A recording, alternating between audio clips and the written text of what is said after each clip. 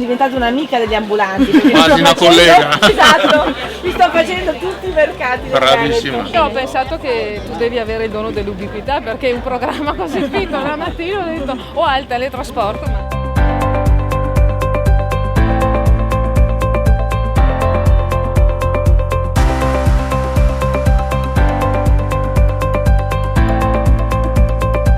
È centrale nel nuovo piano straordinario turismo, agricoltura e anche artigianato e piccola e media impresa. Per noi sarà la regola cemento zero, cioè cosa facciamo dell'esistente, dobbiamo ripensarlo, riqualificarlo. La regione sicuramente anche deve ancora diventare. La determinazione c'è, lei ha visto che non c'è nessun candidato in Italia che ha fatto quello che ho fatto io, 280 comuni in 46 giorni, guarda. Brava. Quindi ho parlato con 250 sindaci, cioè i protagonisti della nuova regione saranno i sindaci, perché io non sarò né governatore né presidente, sarò il sindaco del Veneto, quello è il mio metodo. Far capire alle nuove generazioni l'importanza di acquisire del manifatturiero. Tra le scuole di formazione e lavoro, oggi i ragazzi che escono da quelle scuole al 70% trovano un'occupazione.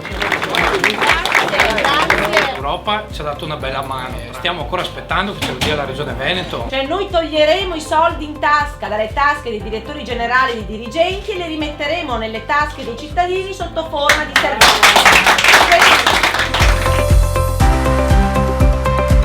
Mi hanno detto ci faccia una promessa, dico quale, vediamo se posso, che l'assessore che si occuperà di agricoltura ne capisca di agricoltura e questa è una promessa che posso fare ovviamente.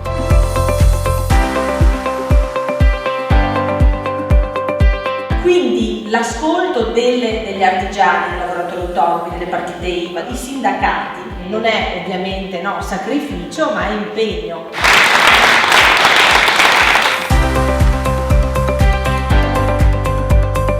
Noi vinceremo per la proposta, per il progetto, per la visione, per l'onestà, per la trasparenza che vogliamo trasmettere ai cittadini. Per cui io vi do questo messaggio di speranza. Contaminate di entusiasmo. Nell'era del Twitter, di Facebook, uno potrebbe dire non c'è bisogno di girare tutti i comuni del Veneto, invece vediamo che in questo caso Alessandra ha deciso di fare la politica più tradizionale e convenzionale possibile, cioè quella di andare a stringere le mani, a guardare negli occhi le persone per chiedere e per far sentire il calore della passione della politica in tutti i singoli piccoli comuni di tutto il Veneto.